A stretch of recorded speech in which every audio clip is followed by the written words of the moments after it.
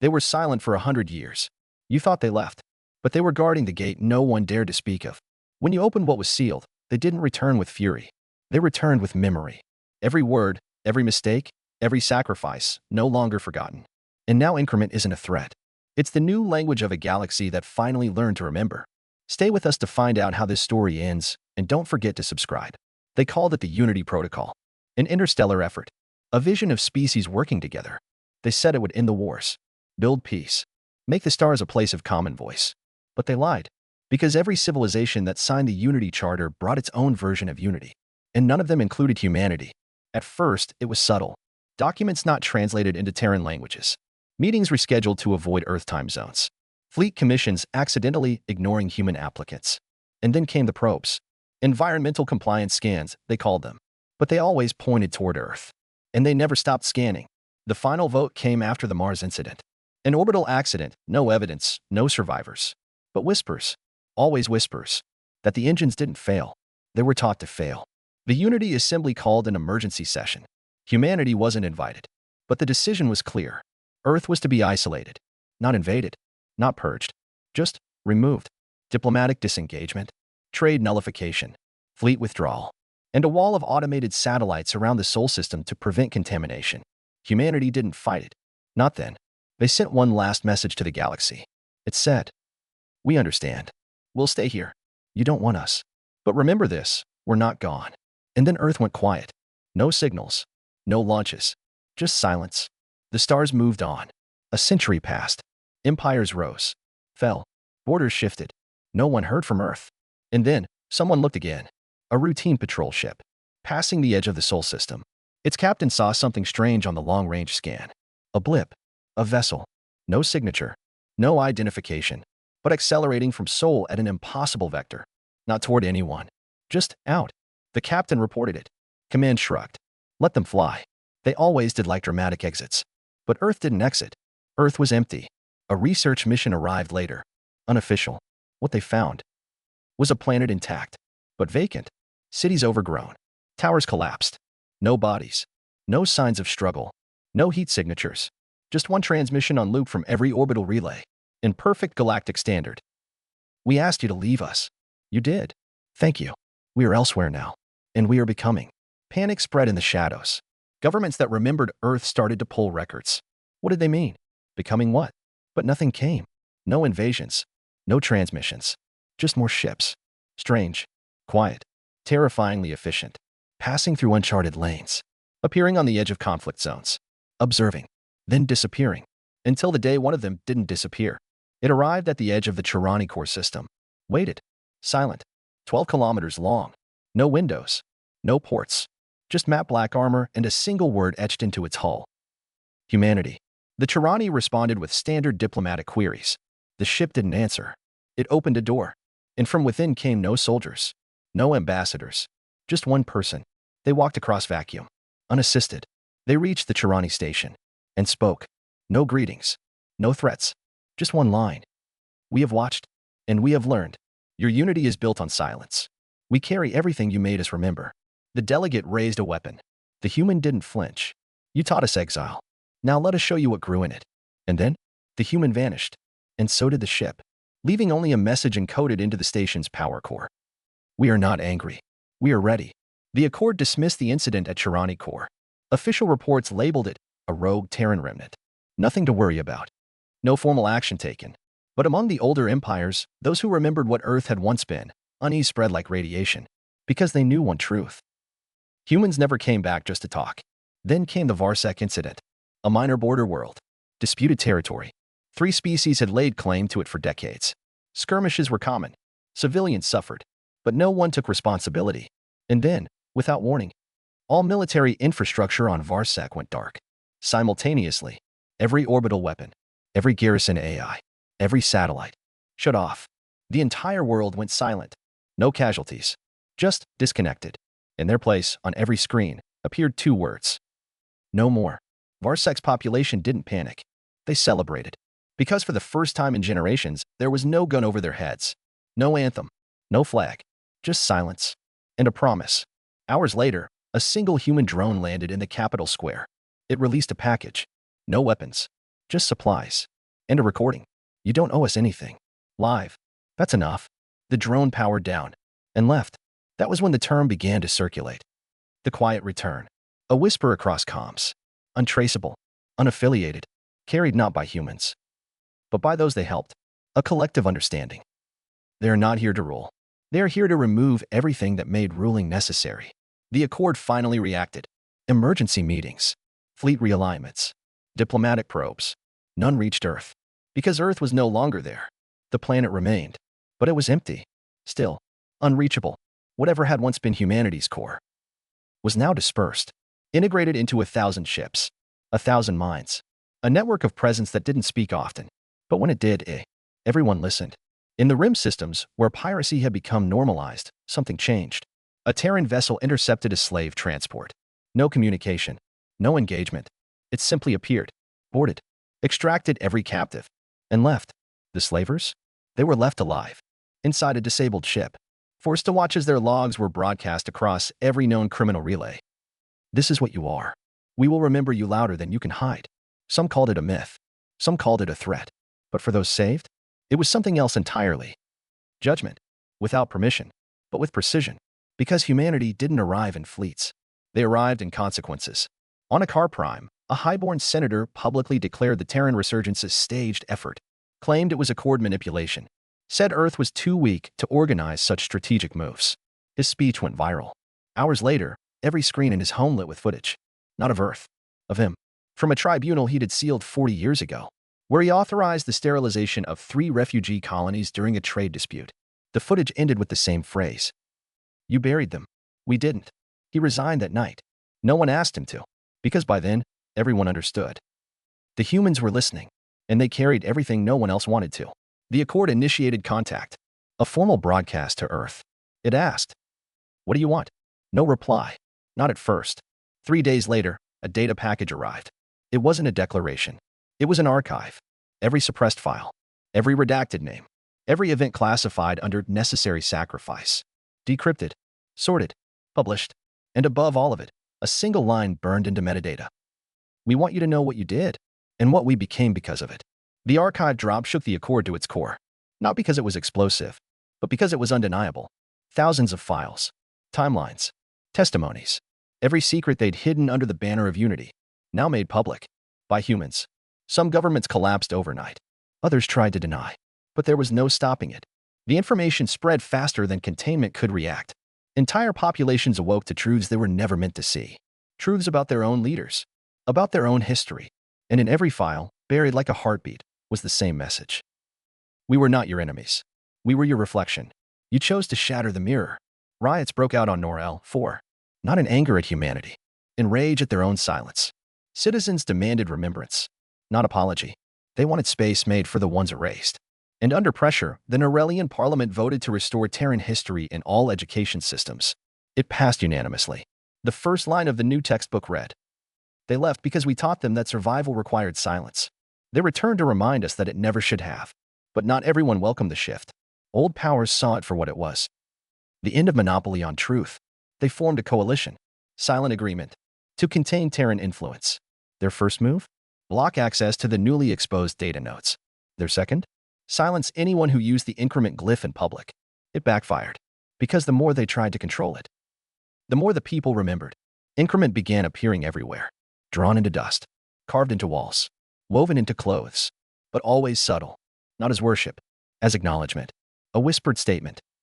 We know what was taken, and who chose to carry it instead. On the fringes, smaller species, once used as pawns in the Unity Wars, began reaching out. Not to the Accord. To Earth. They didn't ask for protection. They asked for language. For ways to preserve what little was left of their culture. And Terran vessels answered. Not with armies, but with memory kits. Translation course. Cultural restoration units. Designed not to teach Terran history, but to help others recover their own. That was the real threat. Not weapons. Not fleets. But the end of forgetfulness as a policy. Because humans remembered everything. Especially what wasn't theirs. And they refused to let it stay buried. In response, the Accord Assembly sent a final plea. We acknowledge the past, but your actions destabilize the present. What do you want now? This time, Earth responded immediately. The transmission was short. A voice. Human. Unyielding. Tired. We want nothing, except for no one to ever feel like we did. If that breaks your systems, they were already broken. And with that, humanity stopped talking. They didn't disappear. They just listened again. Let the galaxy squirm under the weight of what had been uncovered. They had done their part. They had given the truth back. Now it was time to see what the galaxy would do with it. In the weeks following Earth's final transmission, something unexpected happened. Not war. Not panic. Stories. They began to surface. Not from humans. From others. Species once silent began to speak. Not to Earth. To each other. On Serial, too, a minor moon forgotten by most charts, an elderly Varan historian released an unauthorized archive. We were there, she said, when they begged to be heard. We said nothing. Now that they've remembered us, we have to remember them. The release included images never before seen. Terran children playing beside alien classmates. Footage of early diplomacy. Treaties discarded before they were signed. Faces that had vanished from Accord records. And beneath it all, a symbol drawn in Terran black. Increment. It spread. Not like data. Like courage. The Eurolith sent a delegation to Caldron for the first time in 80 years. Not to negotiate. To apologize. The speaker addressed the archive directly. We helped erase them. But they remembered us anyway. And that is more than we deserve. So let us remember back. They uploaded everything they'd hidden. The cries of lost allies. The denials they had once broadcast as policy. And then, they left. No request. No expectation. Just a restored thread, woven back into the archive. Caldron changed again. Its glow dimmed. Not in weakness. In weight. Because now, humanity wasn't uploading memory alone. It was being joined. And the archive responded. New threads began to connect. Cross-species emotional mapping. Overlapping traumas. Shared mistakes. Suddenly, the past wasn't isolated. It was collective. Worlds once thought hostile opened their own memory vaults. Not as repentance. As solidarity. The Zyvan people lit ceremonial fires on the very fields where human colonists had once been driven off. They spoke the names they were told never to pronounce again. And they said, we feared the silence. But the silence was never ours to control. Some still resisted. Coalitions of denial formed. They labeled increment as Terran contamination. Tried to legislate against memory sharing. But their own people stopped listening. Because no one could unsee the truth anymore. It was in the songs. In the dreams. In the art. It was not ideology. It had become a language of remembrance. The Accord tried once more to engage Earth directly. They offered amnesty. A council seat. Control over the archive. But Earth declined. The response came via a new node at the edge of deep space. It simply said, we are not your conscience. We are not your judges. We are what you chose to forget and what refuses to die. You don't need our voice anymore. You need your own. For the first time in galactic history, dozens of systems declared remembrance sovereignty. They aligned not by trade or fleet, but by memory. Each system retained its language, its structure, its uniqueness, but all shared a single agreement. No one forgotten. No story silenced. No pain erased. And in the corner of every shared record, one glyph. Sometimes big, sometimes tiny. Always there. And humanity? It watched. Quiet. Present. Ships moved still. Not as patrols. As carriers of weight. Guides. Witnesses. Silent when needed. Terrifying when ignored. One child, born on a freighter near Caldron, asked her father, why don't the humans rule if everyone listens to them? And he replied, softly, because they know what it costs to remember this much.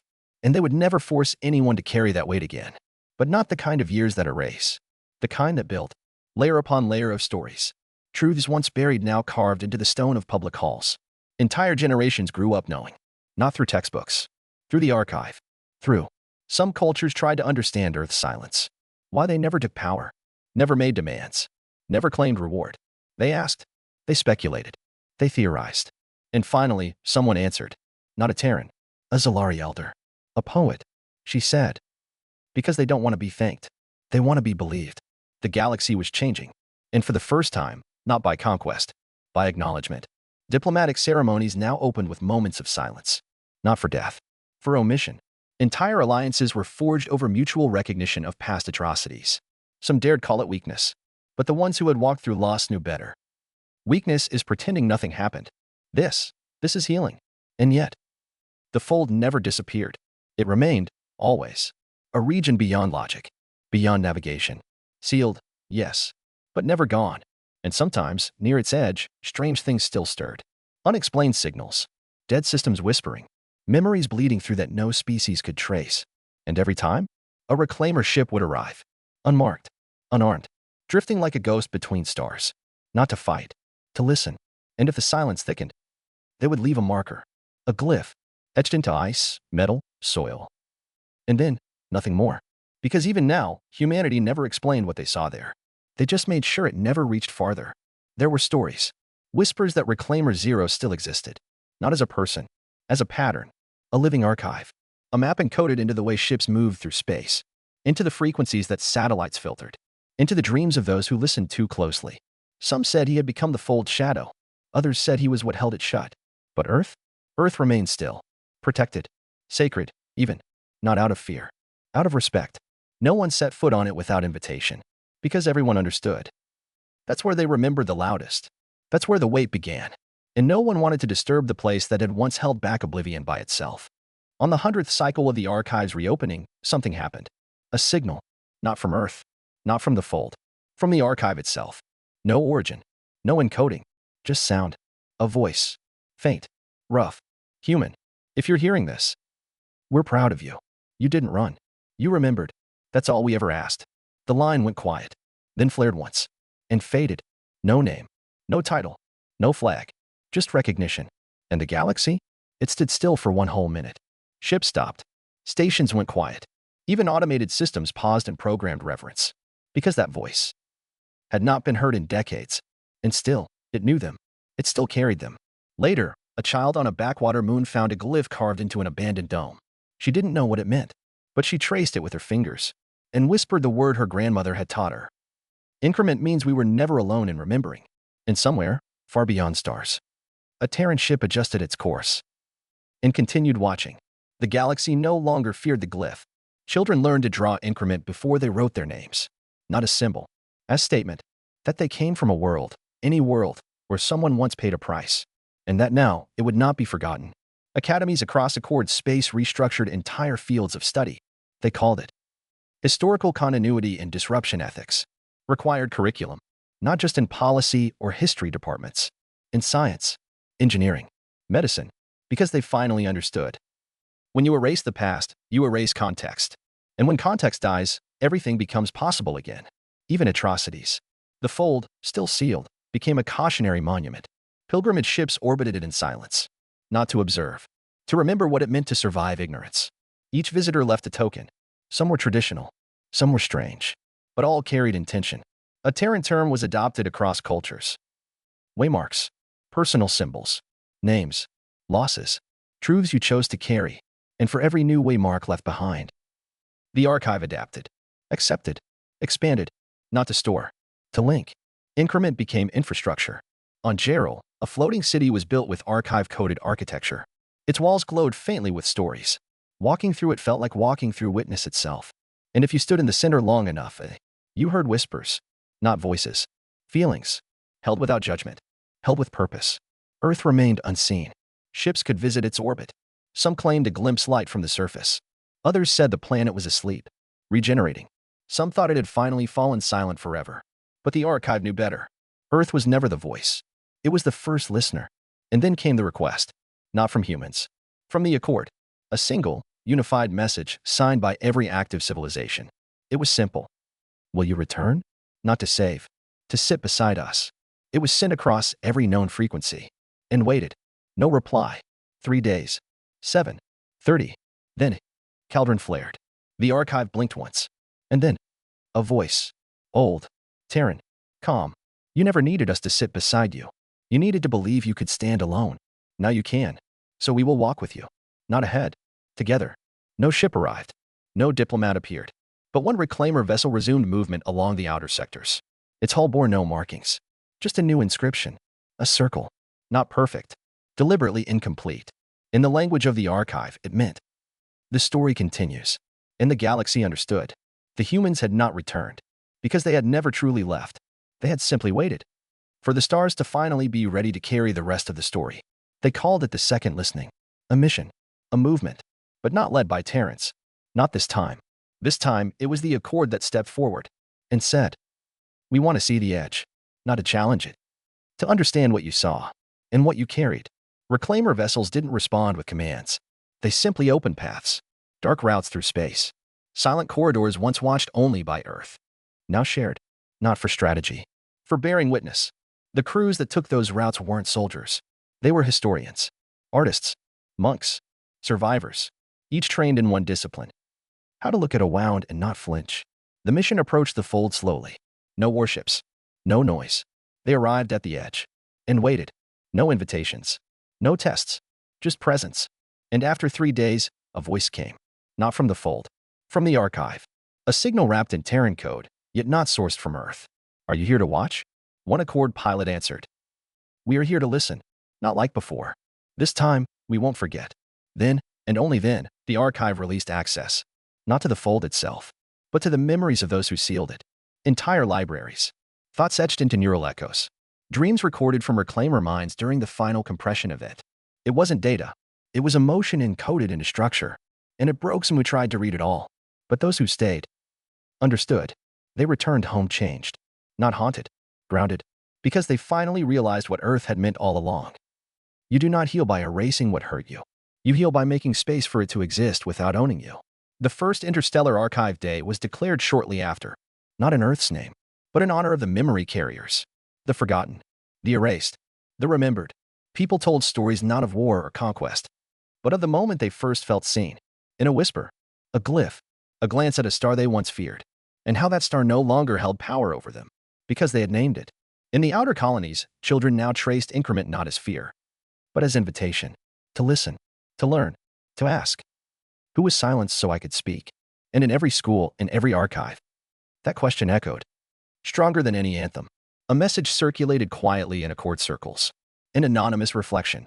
Untraceable. Likely Terran, but perhaps not. It read, we are no longer needed to be the wall, because you now know why it existed, and why it was worth holding, even when no one thanked us. The stars are yours again, but not in the way you thought. Not for conquest. For connection. The fold remained. Always silent. Always present. A scar, yes, but no longer one the galaxy feared. It had become a reminder that even the worst truths could be held, if enough chose to carry them together. The archive had no center now. It had become everywhere, not as a database, as a way of being. On each world, in each culture, someone remembered, and someone listened, and someone carried forward. That was enough. That had always been enough. Earth never returned in the way the galaxy expected. No grand fleets. No diplomatic seats. No claims of control.